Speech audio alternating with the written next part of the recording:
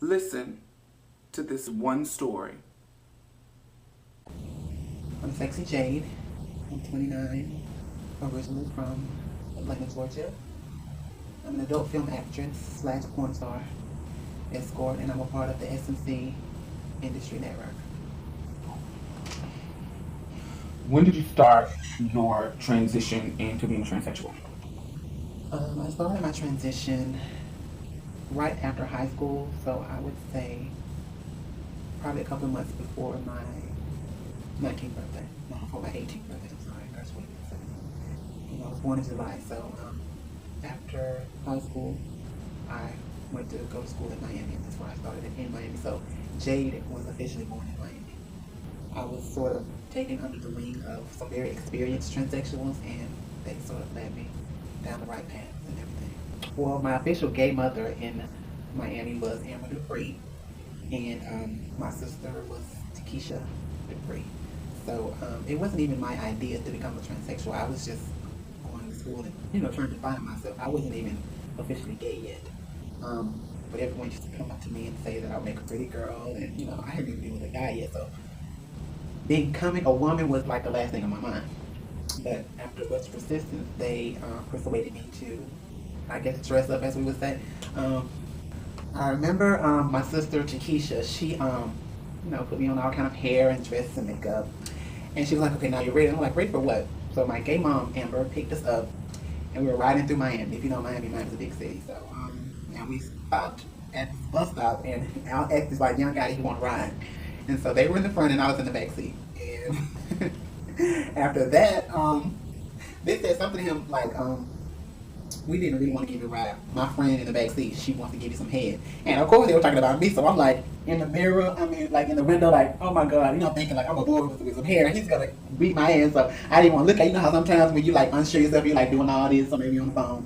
And so he was like, "Oh shit, she pretty as hell too." That's what. So I'm like, like kind of loosen up a little bit, like, "Is this serious?" Like. And so that was my very, very, very first sexual experience with a guy. Of course, I gave him oral sex in the backseat of the car, and then just rigging me onto the front seat, like. And so after we finished, we dropped him off, and that was that. And after that, I thought I was a woman, like 100% after school every day. I would dress up and just that was what I would look forward to every single day, just dressing up, dressing up. I couldn't wait for them to pick me up. Still trying to go to school every day. So, with your family, with your extended family, that they weren't your blood family, but they were your gay family. There's an opposite side. There's your blood family. How did your blood family react to your transition? I've always been close to my immediate family, but I was extremely close to my biological sisters. We grew up together, so I have one older, one younger sister. So after the incident in Miami, and I started to dress up part time, I called them to tell them about it, and I'm not sure if they took it for a joke or they didn't really understand what was going on, but they were kind of. It was kind of entertaining for them. I'm not sure. I'm not going to really say nonchalant, but they were listening to the experiences, and we'd laugh about it, and they wait till next time and hear about more experiences. And it was just something to laugh about on the phone. Like, haha, really, you really did that? And I was like, yeah. So, but from day one, they were the most accepting, and as they saw that I was serious, I guess accepting me was really easy because they already knew what was going on, and they hadn't tried to stop me in the beginning. And of course, they're my family; they love me, so they're going to accept. What about your mother? My mother was the one who took it the hardest, even though she didn't take it as hard as most mothers would. What I did was, I didn't want anyone to tell her.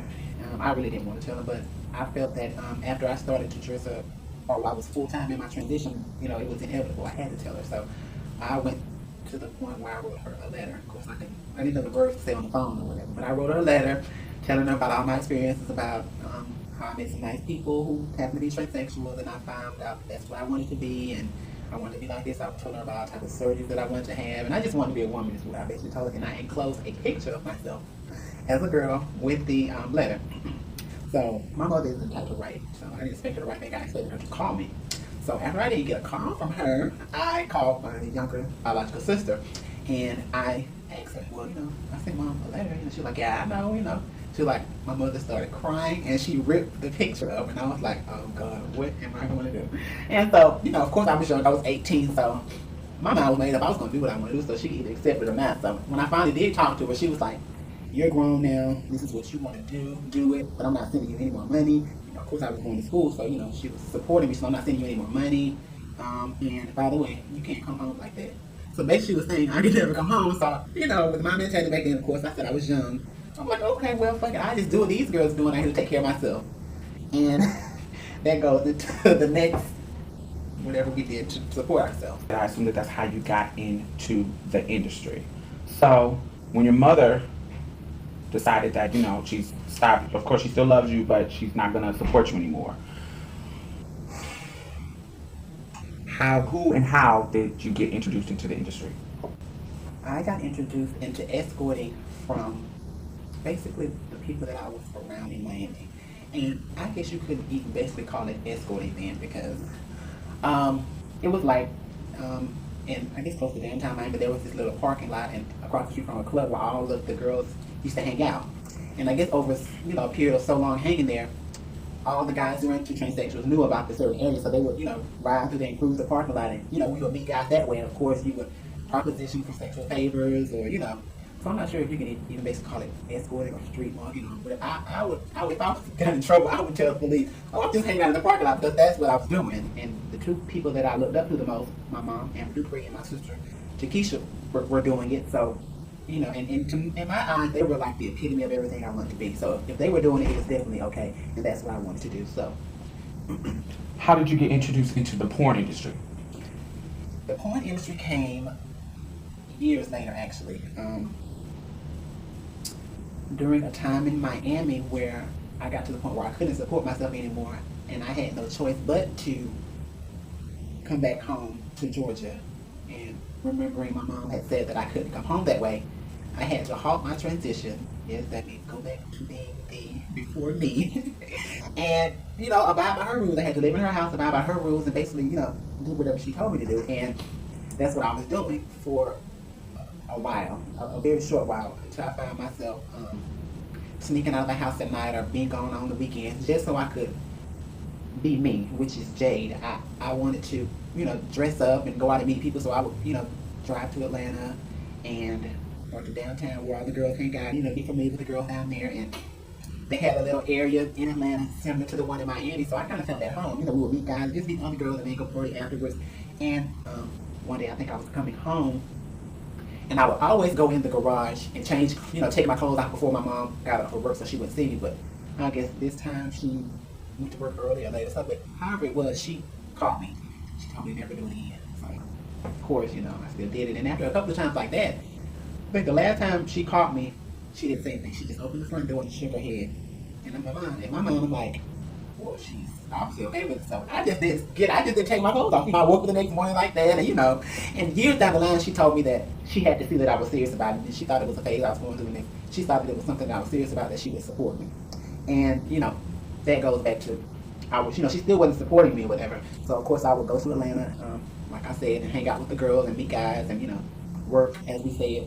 And a guy named Steve, I'm sure a lot of people know him from, being the photo guy in Atlanta. He doesn't do it anymore, but he was the guy who took pictures for Black T girls. And he was in the area one night, and he stopped me, gave me all kind of compliments. You look good, can I take some pictures of you? And I didn't know anything about it. I'm like, take some pictures. How much money you got? And he was like, and you can verify this story with him. He was like, well, I don't have any money yet. And I was like, what do you mean you're talking about? After we get these pictures taken off on the ground, then we're gonna have a lot of money. And I'm like, what? And to this day, me and him, we still point, we still laugh about it. I was the very first girl that he took pictures of, and he took pictures of me for free. I didn't charge him anything. So I guess he kind of put me on the map, and I kind of put him on the map too.